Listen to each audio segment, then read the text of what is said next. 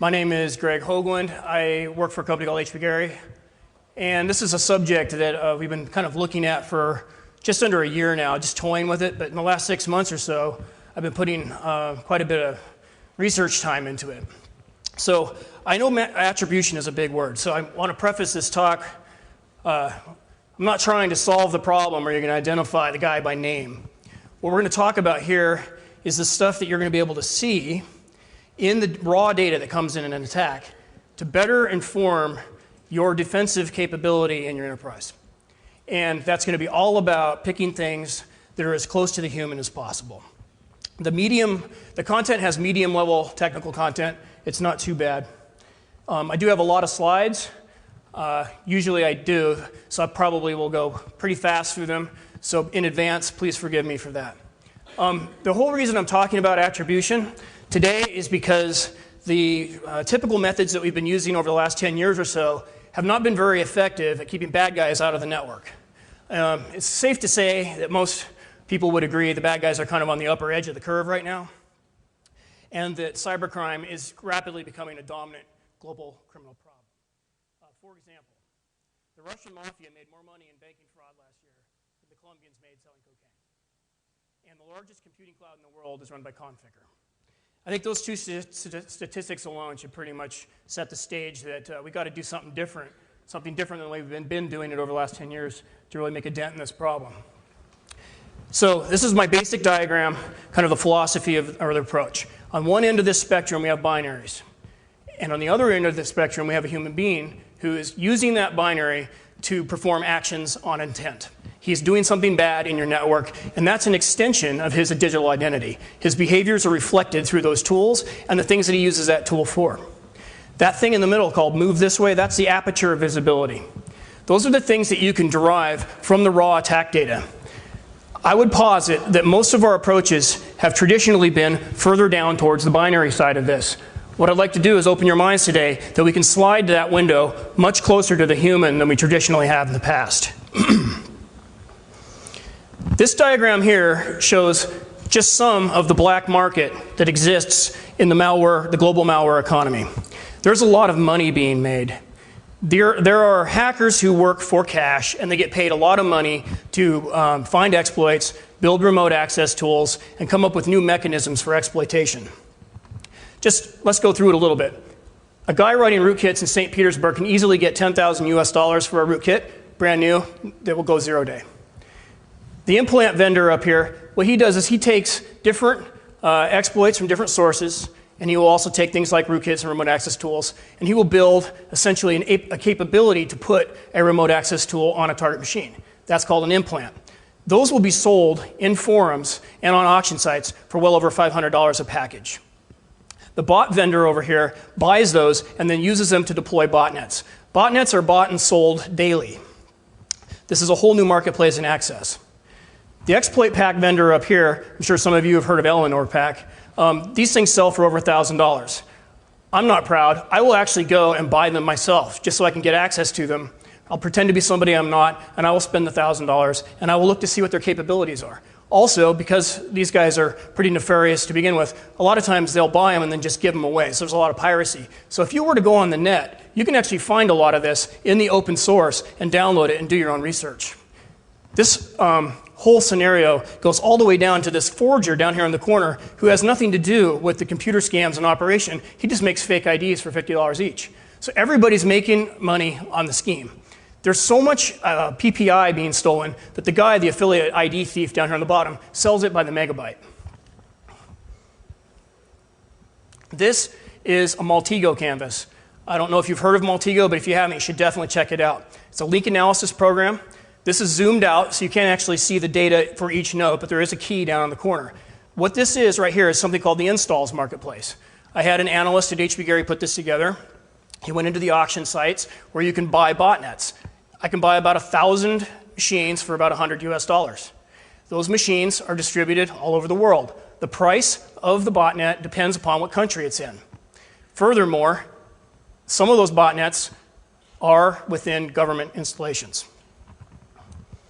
All right, so I'll talk more about that at the end of the presentation. This is my favorite slide. I'm really proud of this diagram. I call it the intelligence spectrum, and it ranges from the nearly useless to the nearly impossible. The nearly useless is your MD5 checksum of a file. That has absolutely no value for detecting bad guys in your enterprise. There are exploit servers that can drop a new binary. Every single install, every single penetration, it changes that on the fly. It packs on the fly. You'll never have the same MD5 twice. On the other side, we have the social security number and missile coordinates of the attacker. Now that would be great, but unless you're an intelligence agency, it's very unlikely you're going to be getting to that level. Where I want to focus most of my effort in the talk is on what I call the sweet spot. But it's worth noting that binaries alone are not the only source of data that you can use for attribution. How did the bad guy attack you? How did you perform recon prior to the attack? What was the last hop in the email chain before the spear phishing attack came in? What are his tactics, techniques, and procedures once he's on the system? What does he do and how does he behave? All of those can be used together to do attribution. Unfortunately, most enterprises don't store all of that data in a way that it can be easily accessed. And I call that the archaeology problem. Most organizations do, in fact, have large repositories of binaries that were used to attack them. So I think that's where we're going to get our most bang for the buck. But let's talk about the different things you could see at each one of these different locations on the intelligence spectrum. Starting with net recon and command and control, you've got DNS. You can black hole. You can go through DNS records, try to find out machines that might be compromised by those. You have the C2 protocol. Useful because it tends to last a while. The bad guy can't turn that off real quick because then you'd cut all of his agents offline. Encryption method. Actually, you'd think that'd be something they wouldn't rewrite a lot, but they do. Bad guys focus a lot of their effort on obfuscating their perimeter, the network communications, because they know that your primary defense is at the perimeter.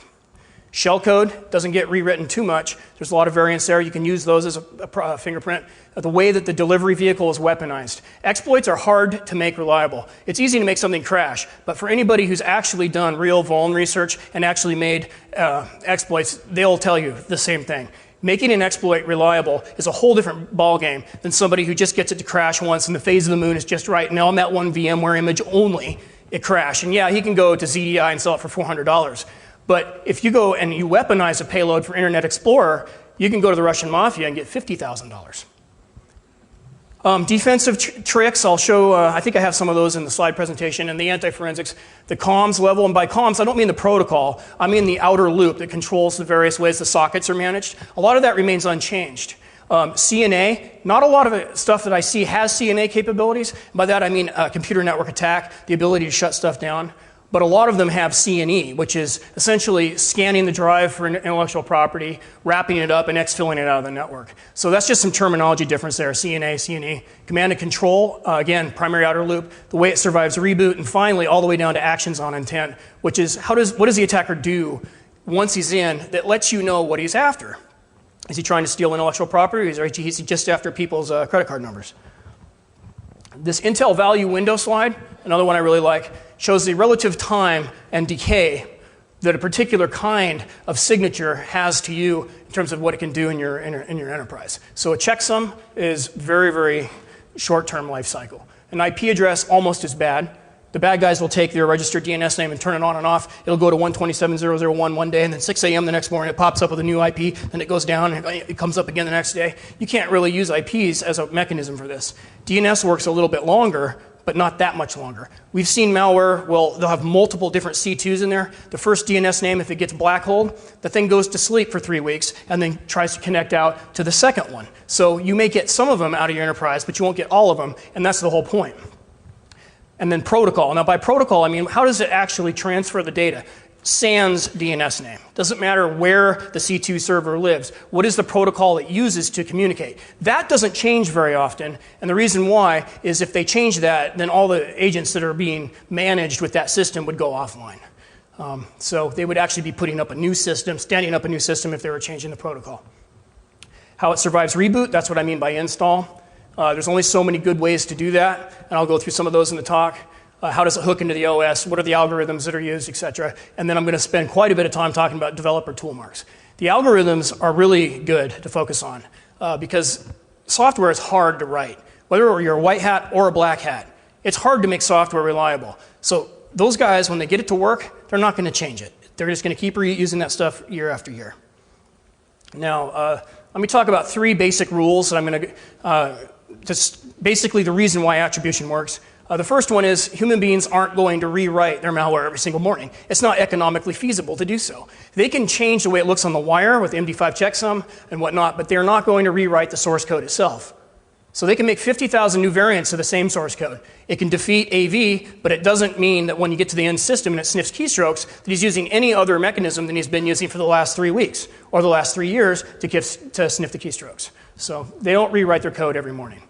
Rule number 2, this will probably change in the future, but right now, the bad guys are focusing all of their effort on obfuscating the network view of their traffic. And the reason is simple, because that's your primary defense that you're focusing all your effort on. So, they're pushing back on that. So you have multiple dynamic DNS servers, multiple C2 servers within a payload. We have lots of different methods for obfuscating network traffic. I have got a malware right now that hooks into, it's a kernel mode rootkit. It actually injects into Internet Explorer when it's brought up. And then when you communicate, when you click out on the net with IE, it actually injects ad clicks. And they're not real ad clicks. They just look like ad clicks to somebody who's sniffing the network. And that's the actual exfiltration of data going out. Very difficult to find stuff like this. And, but they're not so focused on host level stealth, which goes to my next rule.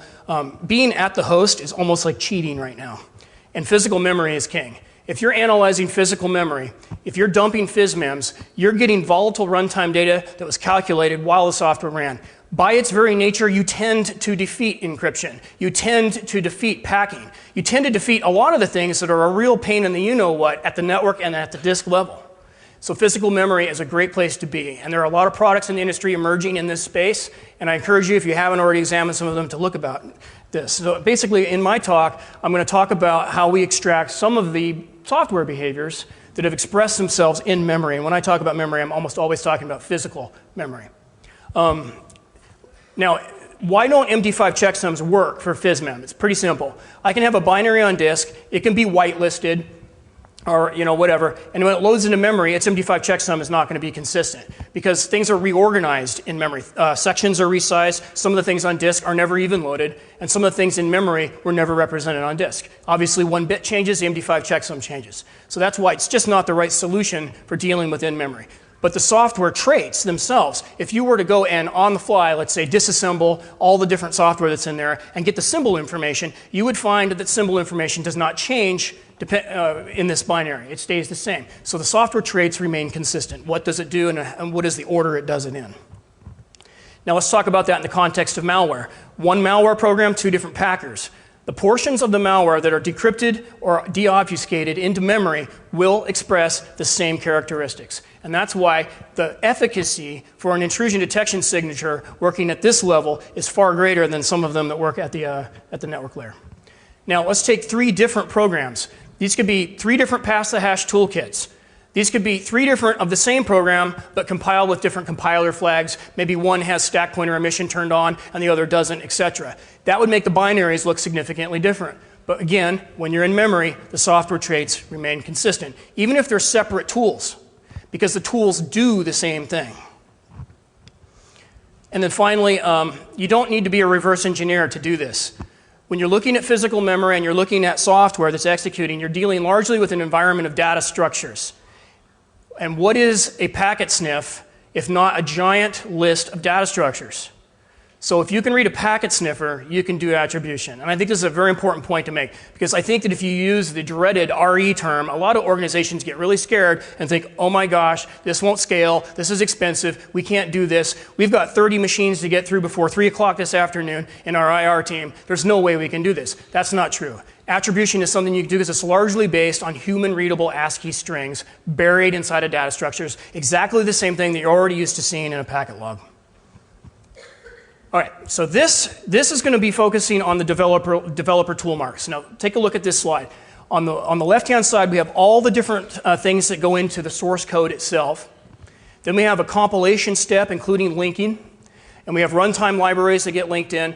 We have machine-level data, such as time, local drive paths, even a MAC address, which I have an interesting example of. And then finally, a malware popping out the other side, which then there may be one more step, the packing step, which does a post obfuscation on that binary. At every single step of this flow, there is the potential that a forensic tool mark, one or more, will be left behind in the binary. That's where we're going to focus. No single tool mark by itself would ever be enough to say that you could ID a developer, but if you combine them all together, you get a fingerprint that's very unique to that developer's development environment. And by that, I mean the machine he's building it on, and also the source code that he's using. For developer fingerprinting, these are the different classes I break it out into. That's just to help keep things organized. I'll treat the communications as a separate problem from the survival of reboot, because typically those are separate functions and they're thought of as different projects, little sub-projects in the malware in terms of what the developer's doing. Or he may cut and paste one of the capabilities, but he hand-coded the other one. So now the cut and pasted will have a lot of commonalities with things that also cut and paste that, but the other one, that's something unique to the developer and would have a stronger fingerprint associated with it. Now, toolkits, Poison Ivy comes to mind. These are toolkits that can build a malware program for people who don't have the coding skills or they don't have the time to write the code themselves. These are actually strongly fingerprintable. It should be pretty easy to understand that when you have a toolkit that produces a malware, all the things that are produced tend to look alike. So it's easy to say, oh, this is a Poison Ivy variant, or this is fill in the blank, whatever, or a rat access tool they're using. So in that case, look at this diagram. We have the toolkit. Then we have the different malware authors that are all using the same toolkit. We have different binaries, but the parts of the toolkit that are expressed in physical memory, and you can extract them. So to start this off, I'm going to look at paths. I picked paths because they're so easy to understand. So it's a nice entry level to this whole idea. Now, I almost didn't want to give this talk because these things are so easy to work with once you know what you're doing and you're kind of thinking about it.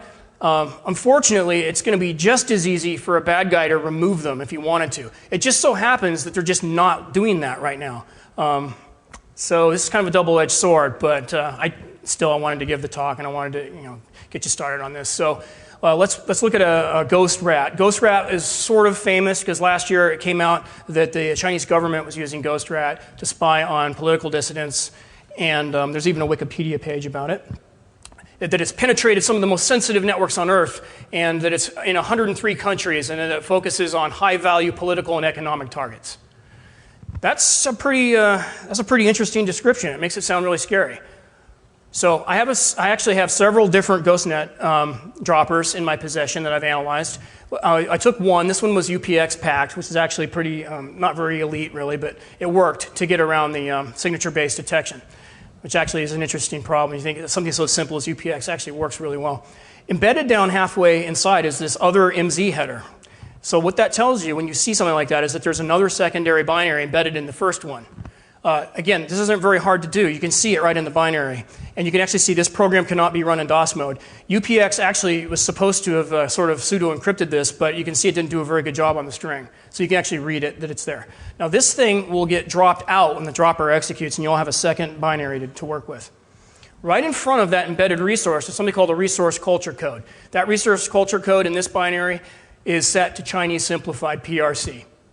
That would only be set if the developer set it specifically and on purpose, or he's using a Chinese version of Dev Studio. And it's probably the latter. So this is a very good indicator that not necessarily that it came from China, but that the developer of the system was in fact spoke Chinese and worked probably as primary language. So the secondary pops out, and it's not packed, which is great. And right out of the thing, we can see what's called a PDB path. This is something that would have been easy to strip, but the bad guy didn't do it. And we can see actually on his drive where he's storing the source code for this malware program that he's compiling. This stuff is amazing. You wouldn't believe how often you see this. I actually got the guy's name one time. I was doing a malware. He had it in documents and settings /Sergey and he had the subdirectory. His name was in there. And we know that he has an E drive on the system. So if I wanted to search my enterprise for Ghost, I could actually just do a search across all the drives or all the memory looking for GH0ST like that with a backslash. And I would probably find these dropped binaries because they contain the PDB path. So using something that's very unique to the developer's environment, I can actually start searching for anything else he may have compiled, not just this, assuming, of course, that he was using the same directory. Now, I dropped this onto Maltego and did a link analysis and a transform. And Maltego's really good for this. It actually combed the net, and it found several Chinese hacking sites that make reference to Ghost. So from here, I can start doing some analysis of this open source to find out who's involved with Ghost. Now, the secondary thing that was dropped out turns out has yet another MZ header buried inside of it. So it's like a little shell game. This third one drops out. It's not decrypted either. I mean, sorry, it's not obfuscated, so it's very easy to see. And it has e:\ghost as well. But you'll notice it's a lowercase e in this case, and it goes out and it actually is something called res SSDT. Well, of course, I see SSDT. I'm thinking System Service Descriptor Table right off the bat.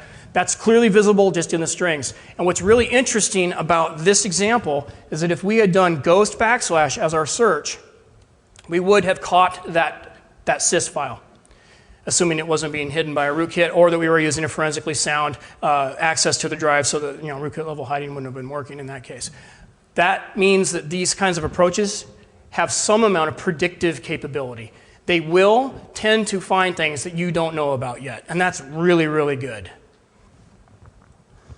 All right, so let's see what we know about this thing. So we see this i386 sys. Whenever you see that, you're dealing with a kernel mode driver. So that's kind of a rule you can go with. So I happen to know that also I see SSDT. So I think, okay, it's kernel mode driver of some kind, and it's probably messing around with the SSDT, which is a pretty common way that rootkits are written. Now, if I drop the strings out of that thing further down, I also see some other things that let me know that it is a kernel mode driver. This is the IO functions, IOF complete request, which actually closes out an ERP packet as it's going in and out of the kernel. I see another one, KE service descriptor table, which is the exported name for the SSDT that the driver's view of it would be using KE service descriptor table to get that base. And then I see probe for read and probe for write. That tells me also, those are just functions that would only be used in the kernel. But furthermore, there are also functions that would only be used if the kernel mode code was manipulating other memory, probably in user space. And so those are us just giving me some more information. I didn't have to go look at any disassembly to figure out some of these capabilities from the dropped malware. Now, I also see IOF complete request, IO create device, IO create symbolic link. These functions mean that there is both a user mode and a kernel mode component. In order to do that, drivers have to put a named device path that you can access over the file system, and you can see that in Unicode here at the bottom of the file. So I see res SSDT in two different forms. So again, that would be a great scan to run across the enterprise. Find any window object that has the name res SSDT. And I might find all the other variants of this particular rootkit that are currently in my enterprise. Link analysis again, res SSDT with Maltego, transform. Maltego is really great because it actually kind of crawls into places, and it crawled deep within Kaspersky's site in this weird text file that wasn't even linked anywhere that I could see. You can't get to it. And way down at the bottom, rootkit.win32.resssdt.br. Coincidence? Probably not. Somebody somewhere reported this particular malware to Kaspersky. So again, now I've got solid evidence that we've got ourselves a rootkit infection. We need to promote this to an incident response situation or a compromise. Now I went to my TMC, by the way, we at HB Gary have this thing we call TMC, it's Threat Monitoring Center. But anyways, the point is we have this giant farm of VMware machines that processes about 1.5 gigabytes of malware every day. And what it does is it runs the malware in the VM and then sticks everything in memory, drops the FISMAM, and does a complete sweep and pulls all the stuff out. And we store all the strings that we find in a big SQL database so we can go back and do searches. So I did ghost, searched for ghost in there, and I found all these different variants. So at the top, /, our old friend is back. But at the bottom, we have a // version, different guy. And if I look there, I can also see there's two different names for the driver, hack E and then chen QI. But you can see the paths are the same. And in fact, it's even versioned, Ghost 3.6. So obviously, this thing's been worked on for a while. Now up here, I see .AVC. That means that thing has a user interface. Those samples probably are the other side of Ghost, the actual remote control application itself. And when you see cghost view, cghost doc, I don't know how many here have programmed in MFC before, but they use something called the document view architecture. And having some coding background, I picked up on that right away. So somebody wrote an MFC-based UI to drive this thing, and that was sitting in our archive. I could pull it out. So I'm going to just fast forward ahead. I went ahead and found the people that wrote Ghost. They have this forum here, C. Rufus Security Team. I translated their Chinese names into English here, so it's kind of weird looking. But these are the guys that write it, maintain it, and are probably very closely connected to many of the people who use it, and they use it themselves. So you can go ahead and check this thing out. So you can just go on the net right now and see it. So we have got this particular group, and I'm switching gears to a case study now. We have a group of guys that have been attacking DoD systems for about over 5 years now, and back in 2005, we were responding to a U.S. Army-related incident, and we had this servicehost.dll.log was one of the strings that was inside of this malware. In 2007, we had several others with that and an additional string, bind command first, but he misspelled first as frist. Then late last year, another one was servicehost.dll.log. And then finally, just in March of this year, we had another one, didn't have the service host string, but did have bind command frist. So you start to see these connections over time. So what's going on here is there's a single attack actor, it could be a group or an individual, who's been working this space for quite a while, and they keep reusing a lot of the same stuff. Now, in particular, this stuff here that I'm showing you, you can get some code off the net that is in open source form, so it's possible that these guys might have been copying that out as well. Okay, so let's look at timestamps. Let's move to the timestamps of compilation. PE header has two places.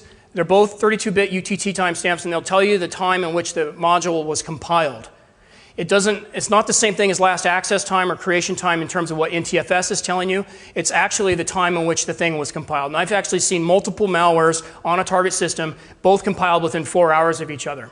It's really interesting to watch that. We actually had two separate malware programs that at first glance didn't look like they were related. I mean, they were related in terms of it's the same incident, but the two malware looked different, but they had compile times within a few minutes of each other. That's not a coincidence. They're obviously the same guy. So you can actually get this module timestamp out of here, and we're going to release source code for a tool at the end of this talk, actually, and you can go to HP Gary's booth. We've burned 100 CDs with the source code to the fingerprinting utility that I'm going to show off, but it has this timestamp parser in there, and it's all in open source as well, so you can build your own tools off this base.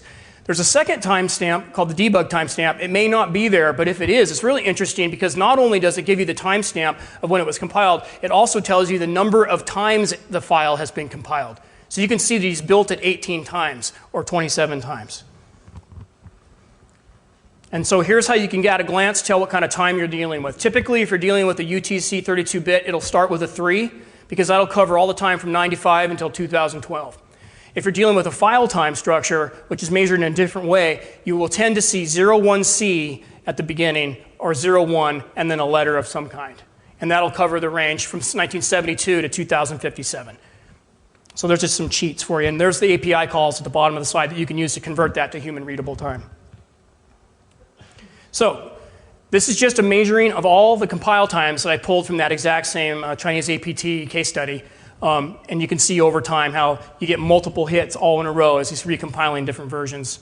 And again, these are the same group working over the course of 5 years.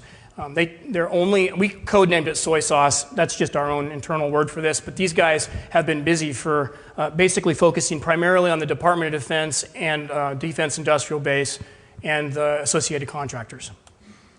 So using compile time, if we could search our entire enterprise for every file's compile time and put it within the range that we know we found some already, and we extend that range a little bit, we're going to find a whole bunch of other stuff we didn't know about yet. Any other tools that guy happened to have compiled within that same week.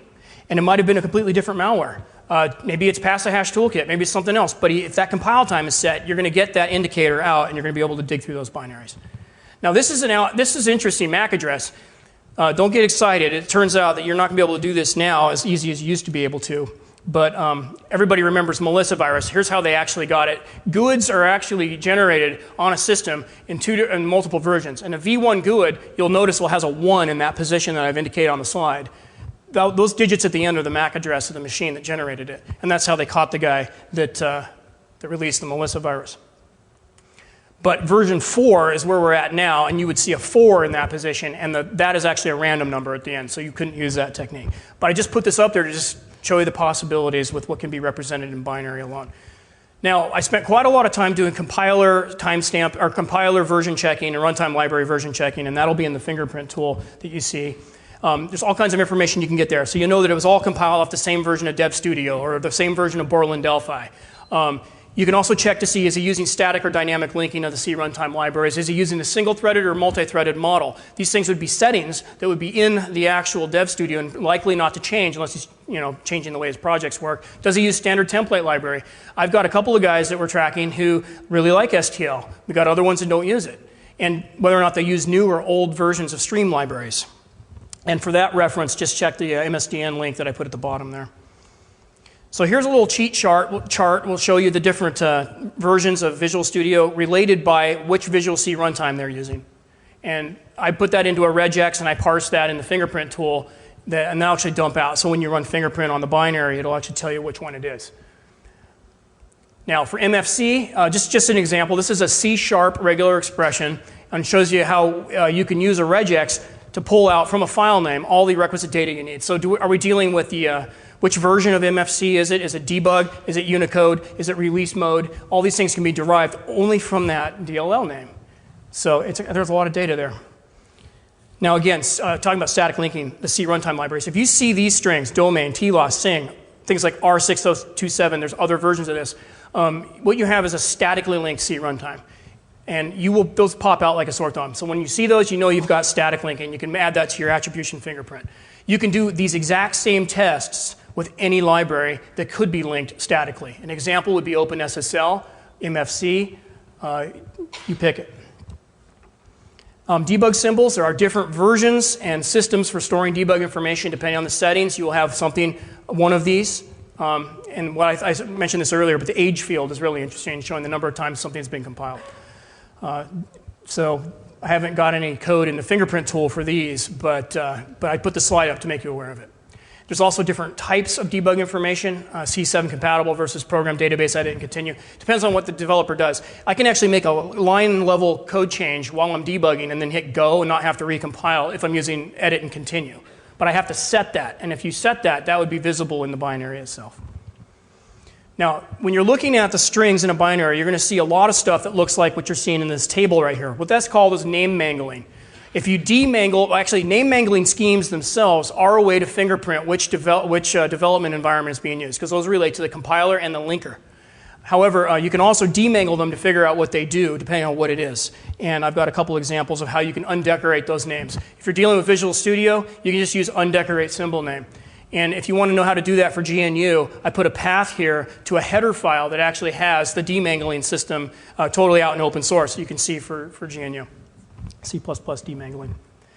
Now, if you see this string, you know you're dealing with Delphi. It's always in there. If you see the string, you know how this program cannot be run in DOS mode? If you don't see that, but instead you see this program must be run under Win32, you're dealing with Borland's T-Link 32 linker. That means that the guy wrote it in Delphi. This is very, very common. Lots and lots of malware is coming out in Delphi. I don't exactly know why it's so popular, but people really like that. Also, Google Code Search is your friend.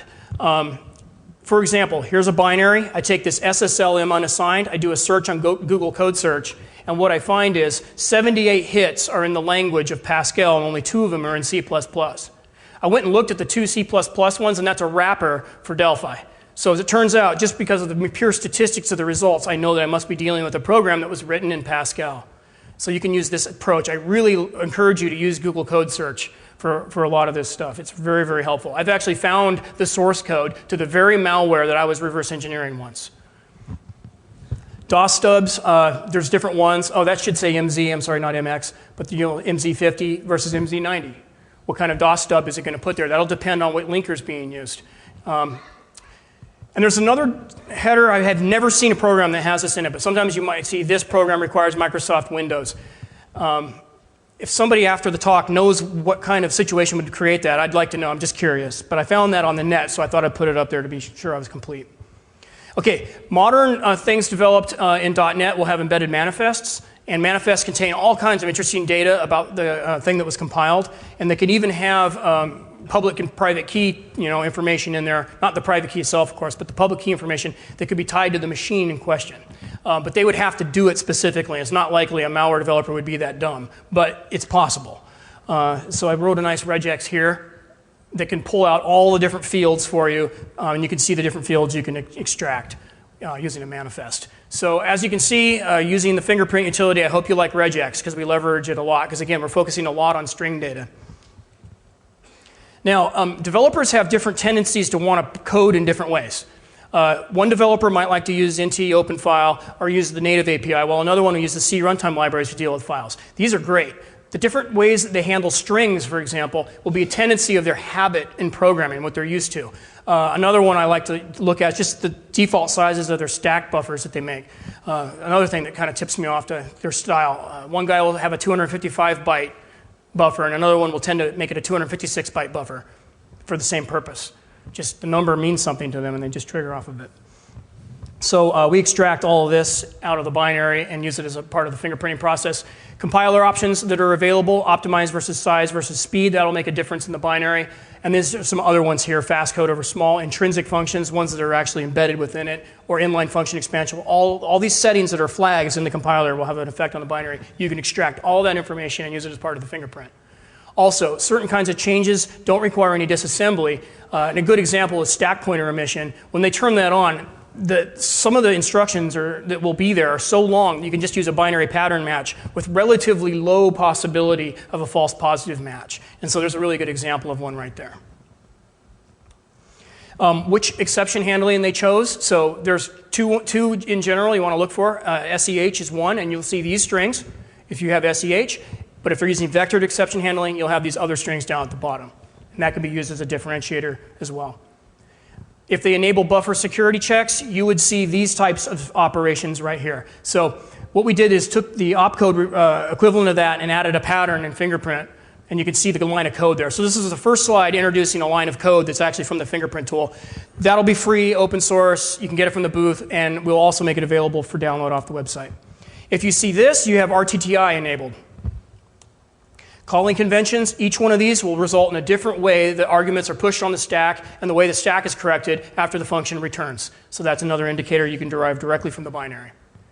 And then if they're using C++, the this pointer has a tendency to be passed in the ECX register, and you'll see the use of vtables. That can be detected in the binary, and that would be an indicator as to perhaps what kind of language they're using. They're using objects. There's a lot of other ways you could tell C++ is in use because the name mangling would also reveal a lot of information regarding that.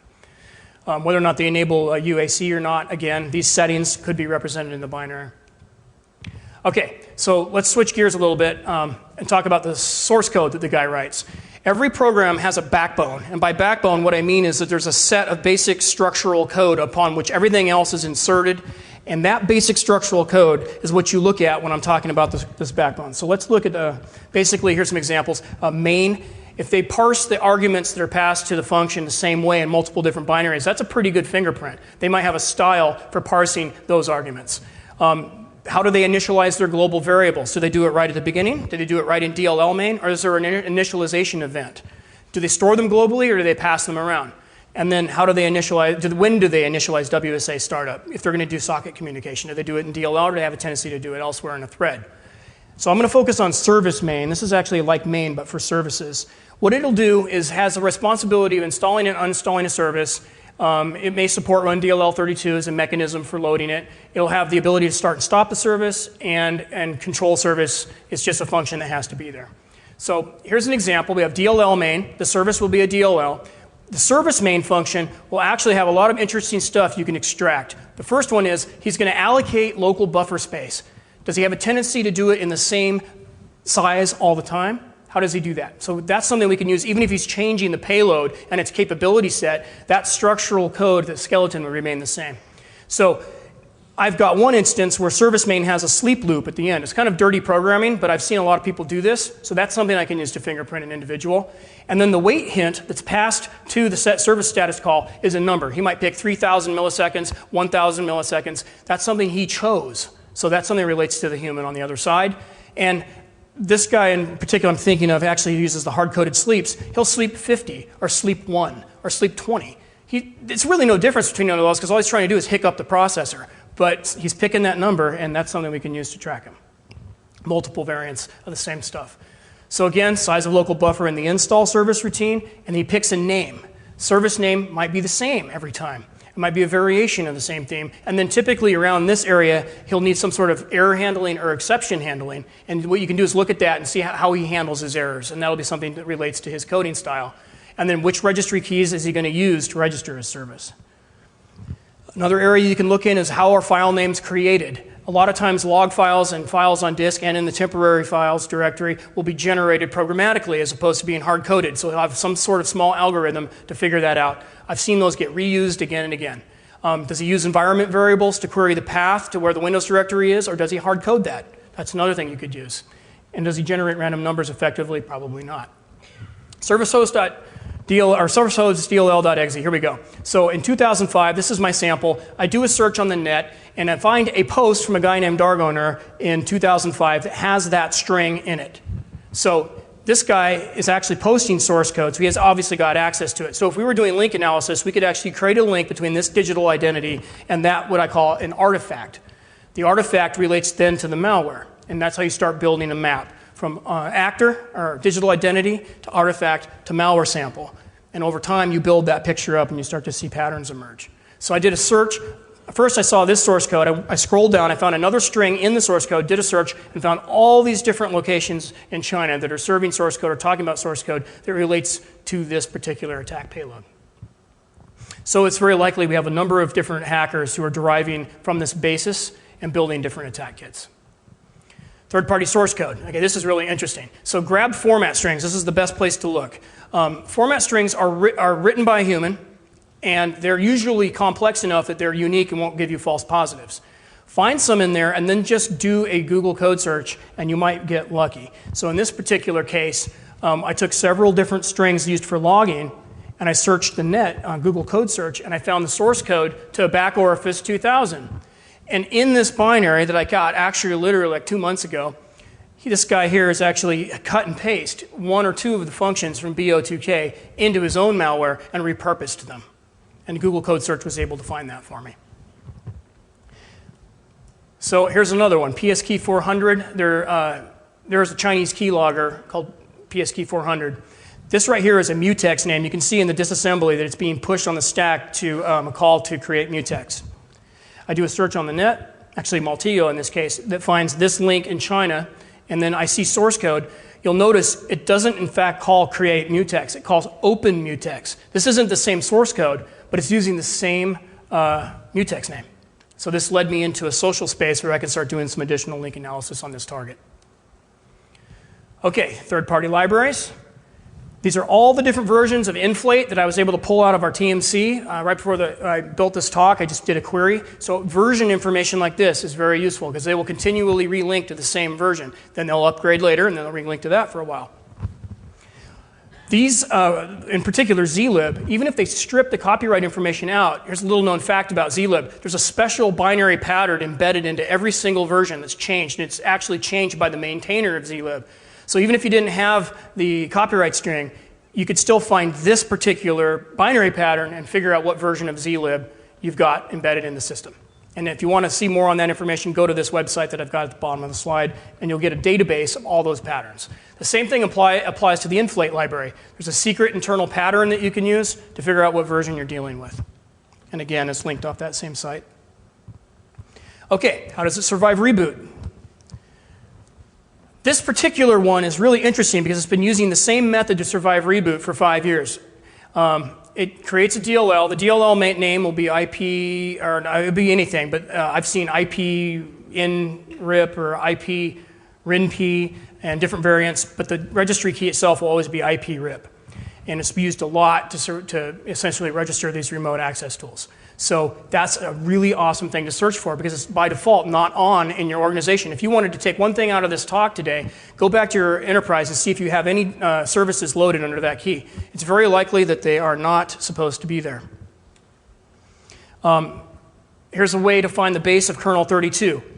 So this, again, is something that's very specific to the way a developer writes his code. He's going to first mask ESI in order to find a page boundary. This is a technique that he's using. Then he uses ECX to control the length, because that's what you use ECX for, and he does a backwards scan. So that's an interesting thing to note. He subtracts, and then if he fails, he tries a whole bunch of hard-coded offsets, like a Hail Mary at the end, and if he can't get any of those, then he fails out. That's a pretty good fingerprint for this guy. Okay, let's talk about command and control. I'm actually going to make my talk too. Looks like I'm a little ahead of where I thought I would be. Command and control, that's how does it communicate to its control server once it's on the system. So the exploit will come in, and one of the first things the exploit's going to do is connect back out on the internet and download a real piece of malware, because the exploit itself is usually not the malware itself. It's actually just the thing that has a download capability. The thing that drops the malware on there, that's what I was talking about earlier, where they can change their MD5 checksum every single time. Once that malware installs itself, it typically sends a hello message to the C2 server to announce its existence. And I've seen some rather elaborate schemes that query a whole bunch of information about the operating system before that hello message goes up, including hard drive serial number, whether or not there's a domain administrator account on the machine, a timestamp of the machine, the CPU serial number, version of the OS, etc.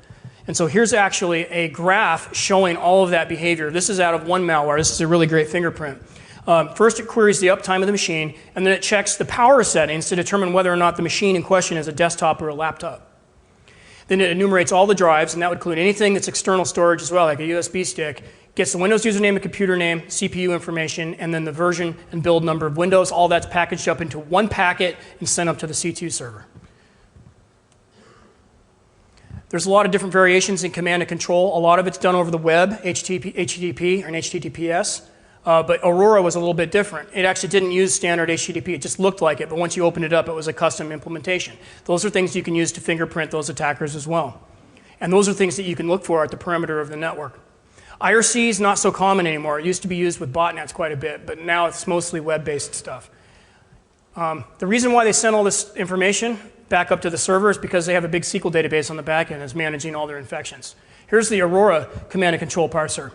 At point A, the command comes in as a numeric command. It's not written out as text. And then at each location, marked in B, are all the different code, all the different subroutines, essentially, that will run based upon the number that's at A. So essentially, you have right here all the capabilities of the remote access tool essentially defined for you. Once those things have executed, they regroup at C and send the result back up to the server.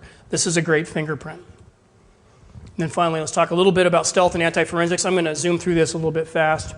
But anti-debugging tricks, a lot of them are placed by packers, so they don't make that good of fingerprints because the same packer will be used by a lot of different people. But if you get anything that looks like it was hand-coded in there, you're in a great spot because it's going to be very unique. So in this case, this is a divide by zero error being caused, and then the structured exception handler will catch. This would detect whether or not a debugger was attached. So I'm just going to go through some slides showing some different stuff that an anti-debugging capability might have in it. So is debugger present? That's just a flag stored off the FS register, but people will actually make the API call, which then just reads the flag. So at the bottom, you can see, well, actually, you can just read the flag directly, too. I've seen code where it just pulls the FS register directly. It doesn't actually use the API call. Heap manipulation flags will be different if there's debugging present, and that's another technique that's used, and you can see the assembly language that would be used down there to make that test. Again, more on heap flags. Things that are not obvious, you wouldn't think would be changed. The debugging environment significantly changes when you're debugging. So we can also check for the debug port, and we can get this response back, letting us know whether or not there's a debugger. This is another function call that will do something similar. Check to see if a debugger is present, except it's check remote debugger present, but it just wraps the same query that we just saw, anti-query information process, and it sets a flag to true. Okay, so here's something that's done at runtime. If you're single-stepping, malware may detect whether or not the trap flag is set. There's various mechanisms to do that. Now, you can defeat that if you're in the kernel and you're managing it, but this is another trick that a lot of debugger detection code will have in it. And then ZW close with an invalid handle will result in an exception if the program is being debugged. It's kind of a non-obvious one. You can set, okay, well, I'm just going to pass through the rest of these.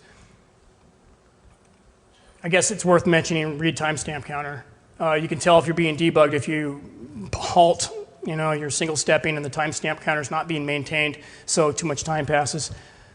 Now, if you do a search on the net, you'll find a lot of code in the open source that does a lot of this. Okay, this is where we're going to get a lot more interesting. All right, so this is GhostNet again. This is going to the algorithm level I was talking about, where the algorithms hardly ever change because it's so hard to get software to work right. This is the algorithm that does the screen scraping, remote screen scraping of your box with the ghost wrap. Every 50th line on the display, it counts by 50. Then it takes a diff against the previous snapshot, so it's not going to send all the raw data again. So it compares those to the previous one 4 bytes at a time. And if they differ, it goes into a secondary loop where it makes a sort of a data run until the difference has been resolved. And that puts it into a data structure, offset in the screenshot where the data run begins, the length, and then the actual pixel data. And it's actually then downsampled into black and white, or grayscale. All of that is so specific that if you were to search your enterprise for that, you're going to find GhostNet. That's where you'll find that. They're not going to rewrite that every single morning. I actually went into the source code for GhostNet, and this is a really good trick for advanced fingerprinting. If you see large groupings of constants used together, those are great to go on Google code search and look for. See if you can find those constants used in any algorithms, especially things like this where they're so unique. So let's go ahead and you can see on the bottom, 8,000, 1625, 65.2, and 320 were all in this particular function. I just put those in Google code search as numbers. And right off the bat, I find a file that has to do with compressing a wave. And I'm like, okay, this has a remote audio sniffing capability. It can convert my laptop into an audio bug. There's no other reason a malware would have this capability in there. So it has something to do with audio. I further refine the search, and I actually find the exact source code that I was just using the disassembly for. And I know that because I looked at this, and I went back, and I compared it, and the order everything appeared, and this is it. The guy that wrote the Ghost Rat copied and pasted this C audio class into the other system. And this C audio class is just in some totally unrelated, has nothing to do with malware. It's just floating out on the net. Okay. We use Palantir at HB Gary for some of our link analysis.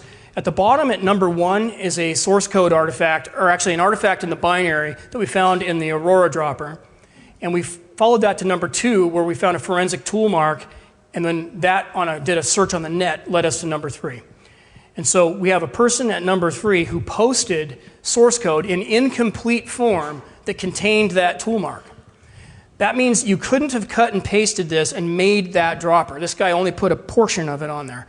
Now, maybe in a closed platform, behind closed doors, he may have shared it with other people. I can't know that here. However, I did a search on that information, found his CSDN page, his Baidu page, his QQ numbers, and then found that he had another forum elsewhere where he was selling something called NetBot Attacker. And in that forum were people asking for technical support on their copies of that remote access tool. So you can't get better than this, where you go from a forensic tool mark to the developer to the users of the malware itself. So this is the ideal. So let's talk a little bit more about what we can do with open source research. This guy here, theautosecurity.net, he makes a keylogger.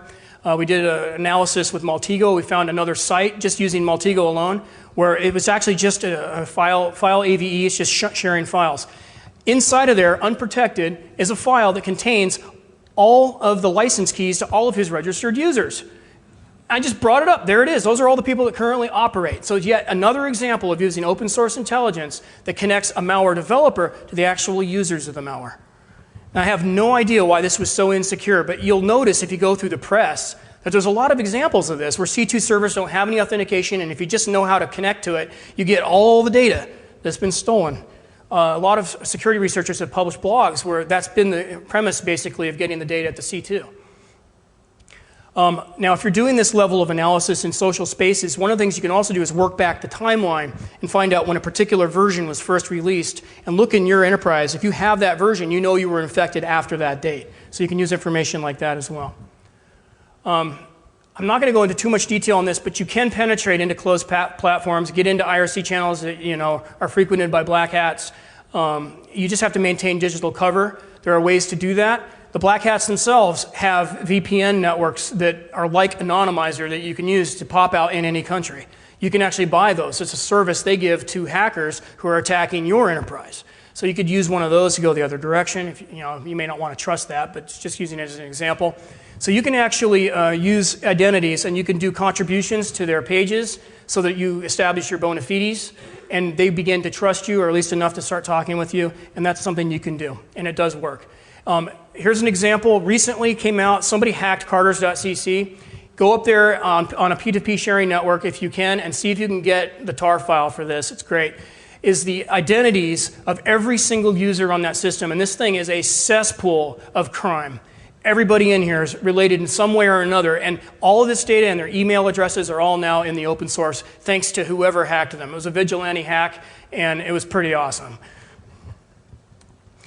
So defining threat groups, that's something that's I'm still working with, but threat groups can't be purely identified from malware alone. You have to look at a lot of factors. So I'm sort of starting at a bigger cloud level and trying to drill down to what does the intent look like for this particular actor. And then from that, looking at their behavior patterns. An example, do they always log in during daylight hours in China? Well, they're probably sitting in a cyber cafe in Shenzhen attacking me. So defining threat groups is something I'm still working with. Fingerprint.exe is the tool. You can go to the booth that I have on the vendor floor and get a free copy of this. It's on first 100 only. There's only 100 CDs down there. And then at noon today, we're going to put it up on the website as well. But here's an example output. We dropped in an arbitrary binary. Actually, no, it was Ghost in this case. It actually figured out the original project name. It figured out the developer's project directory where they did the actual development from, what compiler, whether or not it has user interface embedded in it or not. And if so, it'll try to figure out the version number, whether or not there's any compression capabilities, what kind of networking does it use, etc. And all that will be dumped out. Now what's cool about this is when you can auto-process in bulk many, many binaries, 10,000 at a time. They're all stored in a database. And then if you go and you run another binary, it'll tell you with percentage of match what it's most similar to in your data set that you already have. So here is every single tool released by Mark Rusanovich, sysinternals. And you can see they're all closely tied. And then there's a separate group down here. So look, TCPview and TCPvcon are very similar to one another, and they're not island by themselves down on the bottom. So we're going to cluster. This is a great graph. This is a graph of about 3,000 samples of malware, and then the entire contents of a Windows 7 System32 directory. All the System32 directory is up there on the top. Over here on the left-hand side are two clusters that formed. We examined those, and those are all the old-school DOS utilities that you can run at the command prompt. And the reason they look different and they clustered separately is because they're significantly different in how they're compiled. And they're also compiled one after the other on Microsoft's build system. So all the timestamps are all in a row. So they clustered up nicely. All the sysinternal tools are right there in blue down on the lower left. And what's interesting is I see one malware hanging off there, and I'm wondering what that is. I still haven't looked at it. But I bet you that guy cut and pasted some source code from Mark's projects, because Mark used to put a lot of his source code up on the net, and I'll bet somebody cut and pasted maybe control to cap or something like that as a starter for their rootkit.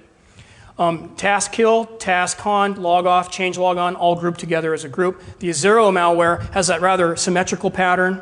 There's another one called YAH Lover. There's another one called Rungu, etc. All the auto-run infecting malware didn't really group up really close, but it kind of created a strand, and I thought that was interesting. The NLS binaries for multiple language support clustered up nicely into a single group.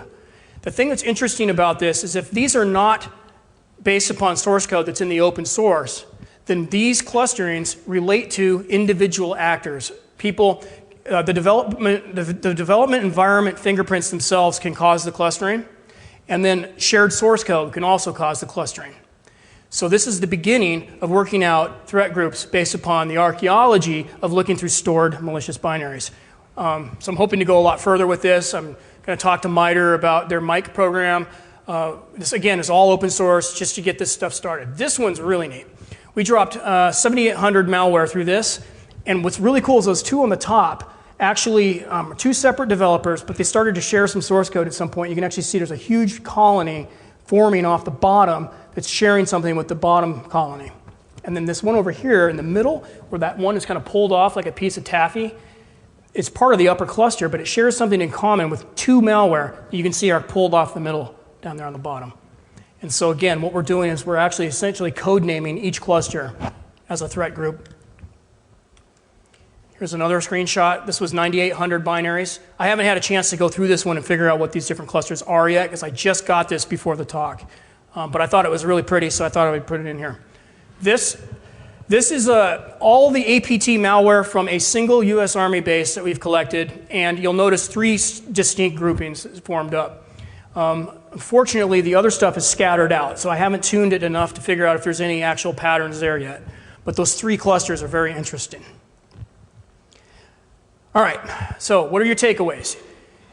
Using the idea of attribution or bringing things back to the developer, ultimately, at this point in time, means you can do better intrusion detection. It makes your existing security infrastructure that you've already invested in smarter. If you can take things out of the host and use them at the perimeter, you're winning. especially if they have long-term efficacy. And by that I mean don't use the DNS name, I mean use the command and control protocol itself. Strip the DNS out. Look for file registry, etc. Obviously, the current check the checkbox approach is not sufficient to stop attackers. They have intent, they have funding, they are dangerous, so we need to focus on them. We need to stop focusing so much on the malware itself. We have about 400 gigabytes of malware we have not yet processed from the intelligence community. We're going to be processing that, so if you're interested in those results and you're on that side of the house, feel free to talk to me or to Aaron Barr, who's head of our federal division. We want to process as much malware as possible. Anything we process, we will share back to you. We'll print the graphs. We'll do everything. So if you're interested in talking to us about having us process it for you, I am all ears. Please stop by the booth and talk to me about that. Here's where you can get fingerprint from the booth downstairs, obviously, and from www.hbgary.com. If you go to the community link, there should be something there within an hour. As soon as I get downstairs, I'll get the thing up on the net. Thank you very much.